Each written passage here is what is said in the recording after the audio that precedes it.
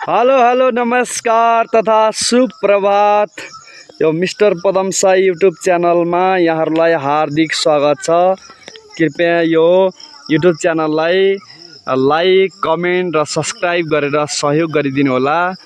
हामी यस खोटाङ जिल्लाको रावबेसी गाउँपालिका वडा नम्बर 5 दुबेकोल स्थित सिमले टोलमा हामी बसिरहेका छौँ। यो घर हामी बस्ने घर हो।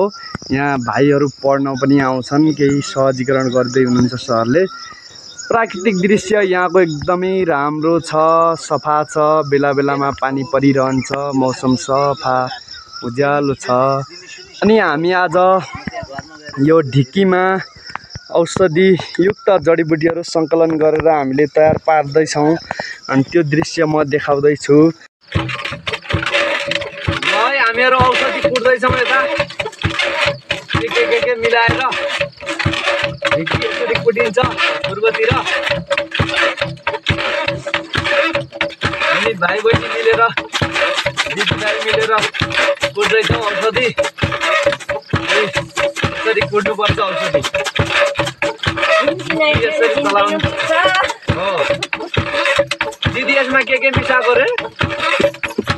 अनि यसलाई भन्छ जोडा पाखनले काली गुलो अनि ठुलो खसी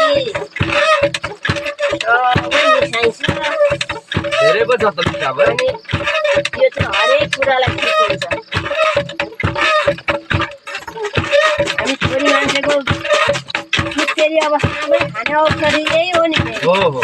अन्त कहीँ जानु पर्दैन। यस्तै जरा बुटा खोजरी गरेर खायो भने हाम्रो स्वास्थ्यको लागि ठिक हुने नै यही हो। अरू त हाड भाँच्दा मर्किँदा दुख्दा जिउ दुख्दा धेरै फाइदाजनक छ नि यो।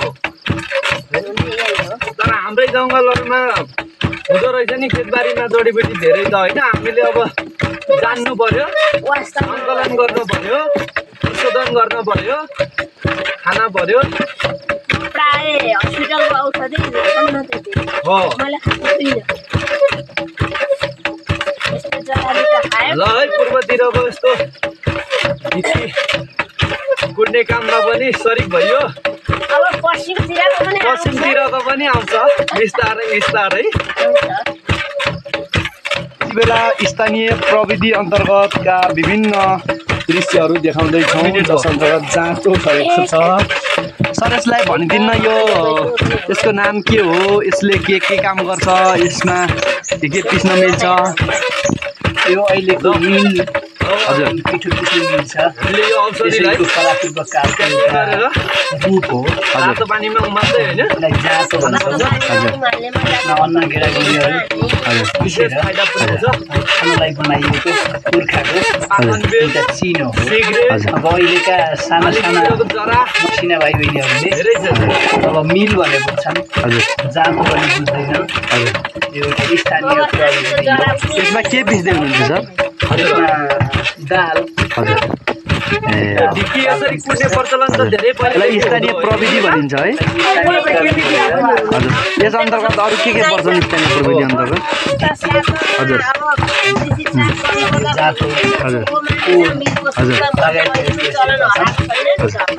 यसमा कुनै अर्को शक्ति मांसपेशी शक्ति बाहेक अरू जस्तो इन्धन चाहिँदैन। हुन्छ सर, जानकारीको लागि धन्यवाद। हजुर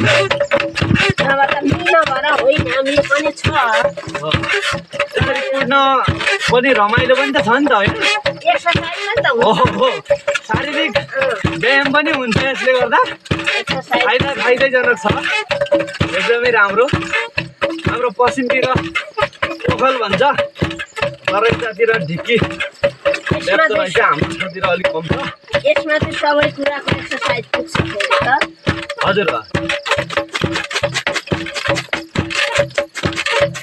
जडीबुटीहरू सङ्कलन गरेर हामीले तयार पार्दैछौँ। अनि त्यो दृश्य म देखाउँदैछु। यो ढिकी हो, यसमा विभिन्न वस्तुहरू कुट्ने काम गरिन्छ। यसमा हाम्रो दिदी अनि हाम्रो सरले तयार पार्दै हुनुहुन्छ। औषधि युक्त जराहरू ल्याएर सङ्कलन गरेर हामीले बनाएका छौँ। यो औषधिले विभिन्न बिरामीहरूलाई सहयोग पुर्याउने औषधियुक्त जराहरू सिक्रे, पाखनबेद अनि न्युरोको जरा, औषधियुक्त जराहरू हामीले सङ्कलन गरेर यसरी तयार पार्दैछौँ। भन्दा पनि हात खुट्टा भाँचिएको हजुर दिदी, यो प्रसुति हुँदाखेरि खाने औषधि जराबुटा हो। फेरि ज्वरो आएको बेलामा खाने त होइन नि यो त। फेरि यो विशेष अवस्थामा खान पर्ने हुन्छ होइन दिदी? विशेषको चाहिँ हो। अनि सर यस बारेमा भनिदिनुहोस् त, के हजुरले बुझ्नु भएको, जानकारी भएको के कस्तो छ, अनुभव कस्तो रह्यो? हजुरले पनि खानुभयो कि खानु भएन, के कस्तो छ सर यसको? मैले खाँदा मेरो ढाड दुख्थ्यो, ढाड सन्च भयो जस्तो महसुस गरेको छु। हजुर, बाँकी अरू गुण दिदी थाहा पाउनुहुन्छ, मलाई पनि थाहा छ। धन्यवाद सर यहाँहरूलाई जानकारीका लागि। दिदी यस बारेमा भनिदिनुहोस् त, यसमा के मिसाउनु भएको छ, मिसावट के छ? यसमा हातजोडा भन्ने भइगयो, अनि ठुलो ओखती भनेको बुढो ओखती के पनि भन्दा रहेछ यसलाई, बुढा ओखती। अनि ठुलो ओखती, पाखनबेद, काल्नेगुराको ज्वरो, मगर काँचीको ज्वरो पनि हुन्छ है। मगर काँचीको ज्वरो? मगर काँची हामी त्यो तिउरे मगर काँची लिएर चाहिँ हातमा साउने सङ्क्रान्तिको दिन लगाउँथ्यौँ। फुटेर लगाउँदाखेरि महिना दिनसम्म अहिलेको मेहन्दी लाए जस्तो त्यो हराउँदैन, हातमा बसिरहन्छ। अनि रोग पनि लाग्दैन भनेर लाउँथ्यौँ त्यो दिन। त्यसको त्यो मगर काँचीको जरा पनि। यो पाखनबेद भन्ने खास के जरा रहेछ? यतातिर पाइँदैन, हजुर, अलिक हिमाली भेगतिर अथवा हिमाली भेगको अलिक छेउछाउतिर हजुर पाइने हुन्छ। पाखनबेद ठुलो ओखती हैन, त्यो चाहिँ हाम्रो ठाउँमा हुँदैन, यहाँ पाइँदैन। हाम्रोमा पाइने भनेको त्यो मेरो गाउँमा पाइन्छ, त्यसलाई सिम्पाडी पात भन्छौँ हामी। पाखनबेदलाई सर? पाखनबेद हजुर गाउँमा पाइन्छ है? हजुर। त्यो पहिले हामीले ठेकीको, हजुर, त्यो बिर्कोमा त्यसको पात ठुलो हुन्छ क्या, राम्रो हुन्छ। हजुर, हामी त्यो ठेकीको पातमा लगाएर बुझो लगाउन पनि काम गर्थ्यौँ। हजुर। र खिर पकाउँदा त्यसैमा खाने चलन पनि थियो कि। फुल चाहिँ त्यसको अचार बनाउँदा अमिलो हुन्थ्यो। हजुर। अब मेरो घर चाहिँ कालीकोट, पलाता गाउँपालिका वार्ड नम्बर 4 छलामा पर्छ। हजुर। मेरो घरको आँगनमा त्यो गराको कालनातिर यो सिम्पाडी पात, पाखनबेद, पाषाणबेद चाहिँ पाइन्छ। यसको विशेष अर्थ त्यतिखेर हामी गाउँघरमा प्रयोग गर्थ्यौँ। पिसाब सम्बन्धी बिराम लाग्यो भने अनि त्यो कुटेर गाईबस्तुलाई पनि खुवाइन्थ्यो, मान्छेले पनि खाइन्थ्यो। अहिले चाहिँ बुझ्दा यसको गुण चाहिँ निकै राम्रो रहेछ। राम्रो रहेछ है सर? राम्रो रहेछ। यहाँ मलाई यो सिकाउने नै काइन्ड दिदी हुनुहुन्थ्यो। त्यसपछि फेरि आयुर्वेद मलाई चाहिँ कोटी नभन धन्यवाद, विशेष धन्यवाद, विशेष धन्यवाद। मलाई पनि सन्चो हुँदैछ। हजुर। अनि हजुरको त खेतबारीमै पाइँदो रहेछ होइन? प्रशस्त रहेछ नि। अब यसलाई हामीले नचिनेर पो रहेछ त। अब त हामीले प्रशोधन गरेर सङ्कलन गरेर अरूलाई पनि हामीले जानकारी गर्दै परिवारमा लगायत छिमेकमा हामीले यसको सदुपयोग गर्नुपर्छ होइन सर? गर्नुपर्छ मात्रै होइन कि अब त्यस खासमा त्यो पहिलेको जस्तो छैन कि। खासमा त्यो आजकल कम देखिए जस्तो लाग्छ। अब सानोमा धेरै देखिन्थ्यो होइन? हजुर। अब त्यो हराउला जस्तो पनि लाग्छ।